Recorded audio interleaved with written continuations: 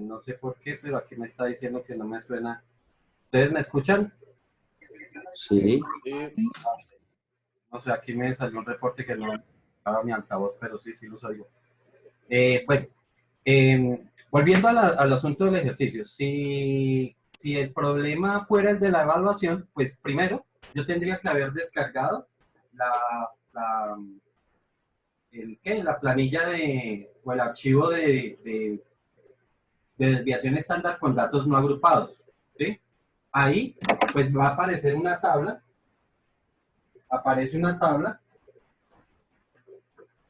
¿sí?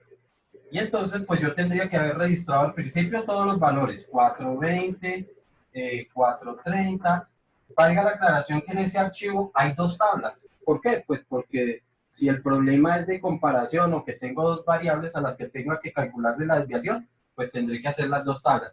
Como este es un problema donde solamente hay una variable, pues significa que la otra tabla no la voy a utilizar. La dejo en blanco, no tengo nada que hacer, no tengo ni por qué ponerme a eliminarla ni nada. Sencillamente la dejo en blanco. Y aquí utilizo los renglones que necesite. 820, 930 y así. Utilizo todos los valores que necesite. ¿Está claro? Eso sería, digamos, cómo voy a trabajar con la tabla. ¿Listo? Pues lógicamente aparecerán las columnas que se necesitan para trabajar cuando tenemos datos no agrupados. Recuerden que la primera columna que voy a necesitar es la de x menos x barra. X sub i menos x barra. ¿Listo? Entonces, aquí, como necesito calcular la media primero, pues lo que tendré que hacer sería sumar. Entonces, aquí hago la suma. Ya les recuerdo ese resultado de esa suma, ¿cuánto da?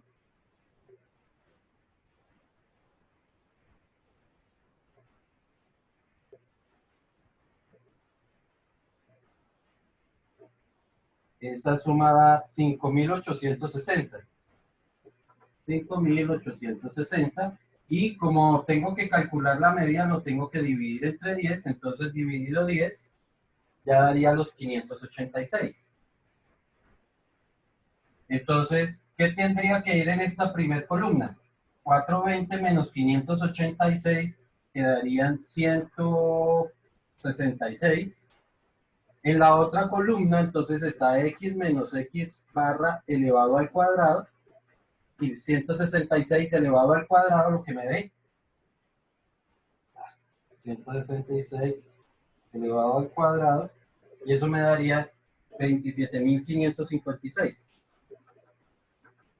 Esto es lo que yo tengo que ir escribiendo en la tabla, ¿ok? Y lógicamente ya después sería sumar, ¿sí? A ver, esa suma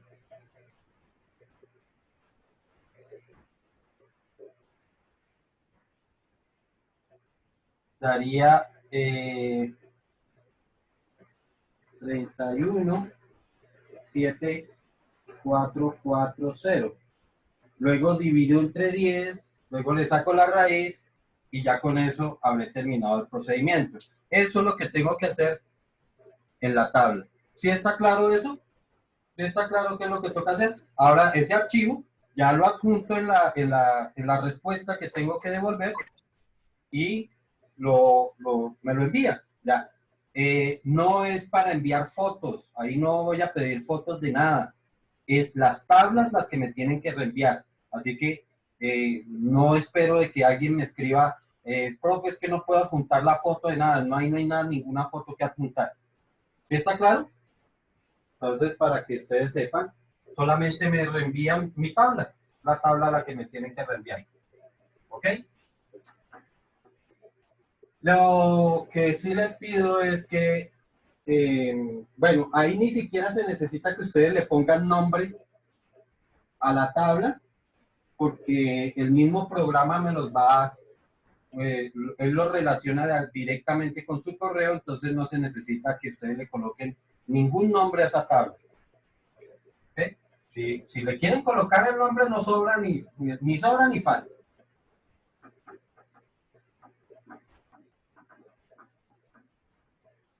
Bueno. Bueno, creo que no terminé de decir entonces el resultado, ¿no? El resultado de eso dio 178.17 por redondeo. Ahora que dice el marcador. Entonces, de ese ejercicio, 178.16. ¿Ok? Bueno, ¿para qué me sirve o para qué podría servir en un problema real como este, estas cifras? Recuerden, por definición, ¿qué es lo que es una medida de una desviación estándar? Recuerden que la desviación estándar es el promedio de las distancias entre cada uno de los datos y la media. ¿Ok? Significa que mensualmente yo tendría que estar para los meses que está sobrando fruta. ¿Ok? Porque, ¿qué significa? El promedio era de 586. ¿Ok?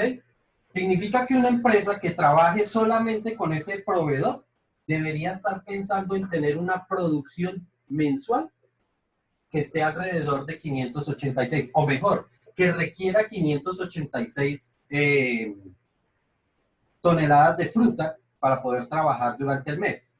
¿Está claro?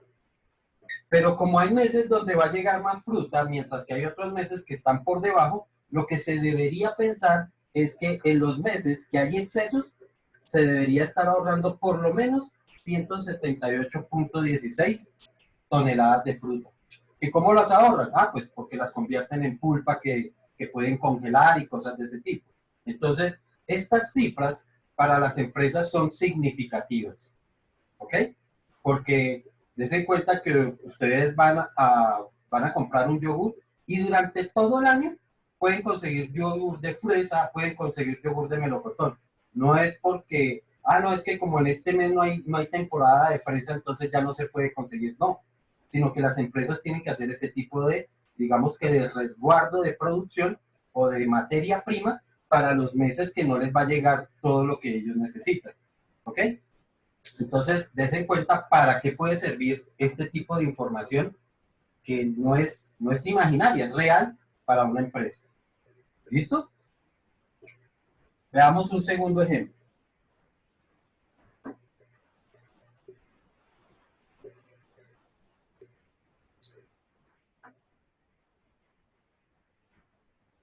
Tenemos la siguiente situación. Dice,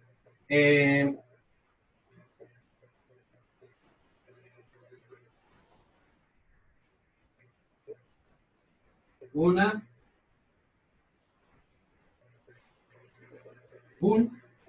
amortiguador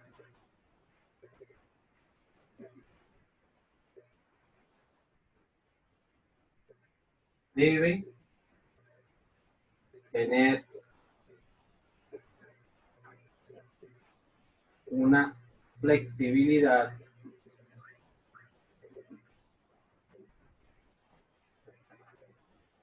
adecuada para un camión. ¿Sí? Claramente, si el amortiguador es demasiado rígido, pues lo que va a ocurrir es que todo el impacto se va a transferir al vehículo.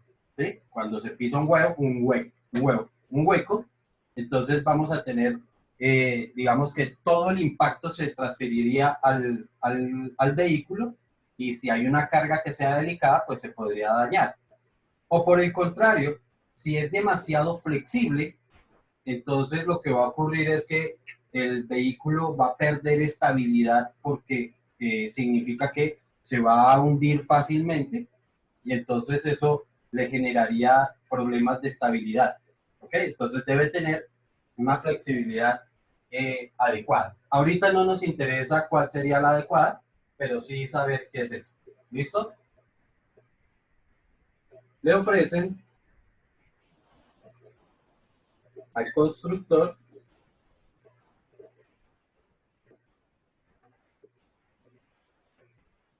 dos marcas de amortiguadores.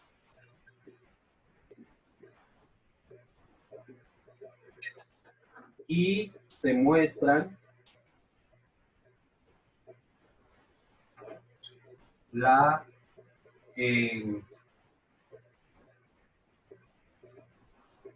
bueno, aquí es que no quería utilizar esa palabra. Se muestra la tabla de pruebas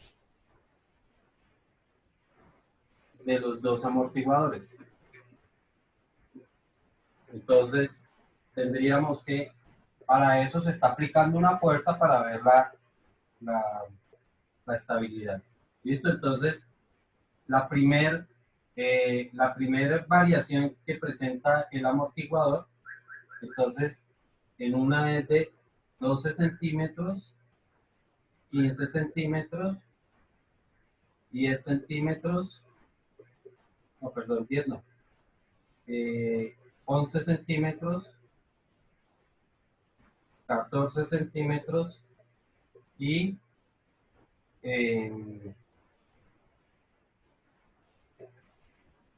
y, y 12 centímetros. Y esto para el amortiguador B, entonces fue de 2,5 pulgadas,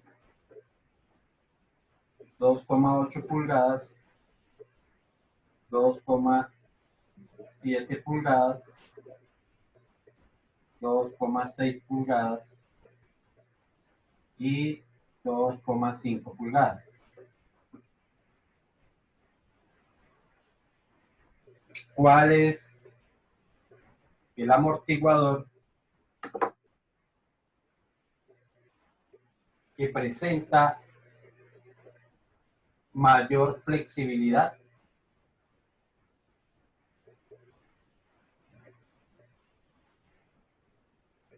Ten en cuenta que aquí se está utilizando entonces una nueva palabra que es flexible. Y nosotros estamos viendo dos medidas y una es variabilidad y la otra es elasticidad. Lo que yo necesito saber es esta palabra de flexibilidad, ¿a cuál de las dos estaría asociada? Porque si está asociada a variabilidad, es un problema de desviación. Si la flexibilidad está relacionada con elasticidad, el problema es de rango. ¿Ok? Entonces, esto es el tipo de problemas donde pues uno dice, bueno, ¿y cuál de las dos es la que tengo que calcular? Por favor, estoy viendo estos dos temas, así que los problemas tienen que ver con el uno o el otro. No tiene que ser de otro tipo de problema. ¿Ok? Entonces, eso es lo que yo tengo que reconocer siempre en las situaciones. Bueno, el tema es este. Entonces, ¿a cuál de los dos debe corresponder? Profe, y yo lo puedo pasar a lo que quiera, digamos, puedo pasar todo a pulgadas o todo a centímetro. Ni lo uno ni lo otro. ¿Afecta?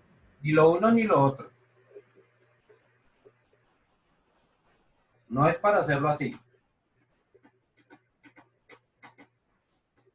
Para eso hablamos entonces de una medida adicional que es la relativa, que es cuando precisamente tengo diferentes unidades de medición. En una está en pulgadas, en otra está en centímetros. No tengo por qué ponerme a hacer conversiones. Además, porque el hecho de que esto lo tenga en centímetros no significa necesariamente que siga relacionándose con esto. Porque, por ejemplo, ¿qué tal que lo que pasa es que el amortiguador B sea más pequeño que el amortiguador A? Sigo teniendo el problema de que estoy en diferentes escalas, porque este amortiguador es más pequeño que este otro. Entonces, no tendría sentido hacerlo de esa forma.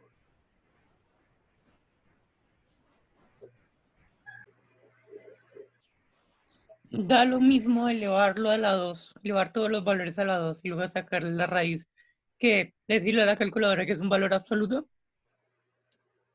No, no sería lo mismo. Porque es que dentro del radical entra la ¿qué?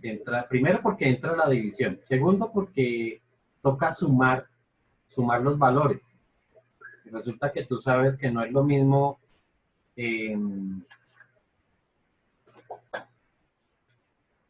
no es lo mismo tener, por ejemplo, 4 al cuadrado más 2 al cuadrado que tener la raíz, que tener, y raíz de eso, que tener 4 más 2. Estas dos cosas no son iguales. Entonces, por eso no es lo mismo.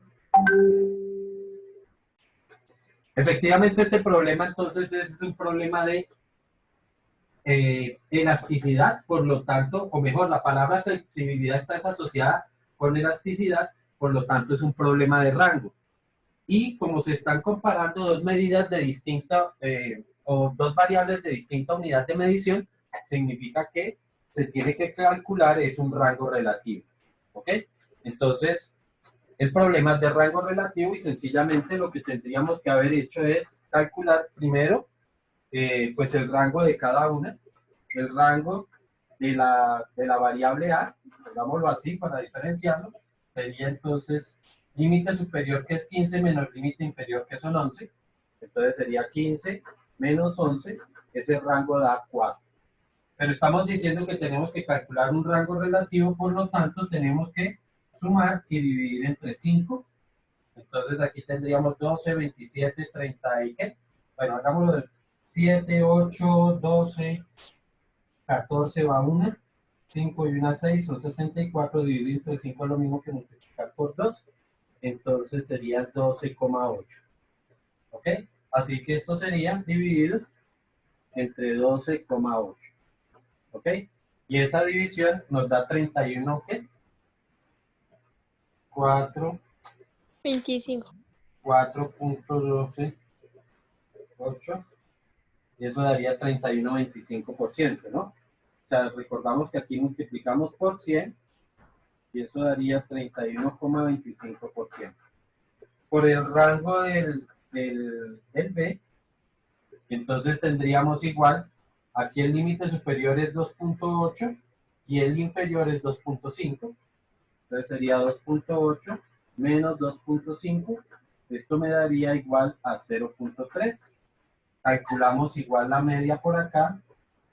Entonces tendríamos 5 y 8, 13, 20, 26, 31 van 3. Aquí tendríamos 10 y 13. 131 o 13.1 mejor, dividido entre 5, entonces sería 26.2, o sea, 2,62. Dividido entre 2,62. ¿Listo? Y entonces ahora, punto 3 dividido entre 2,62, y eso daría 11.45. 11,45. Profe, ¿Ok? Con lo que una concluimos, pregunta. dime. ¿Uno cómo identifica que el problema habla sobre rango y desviación si no me dicen como las palabras claves que son variabilidad y flexibilidad? Siempre tiene que haber una palabra clave aquí. Siempre va a haber una palabra que yo pueda, con la cual yo puedo determinar. Siempre me va a decir el problema, qué es lo que se pretende, porque es que dentro de un problema basta con que yo cambie esta palabra y ya pasaría de ser un problema de elasticidad a un problema de variabilidad. ¿Y no nos puedes decir cuáles son?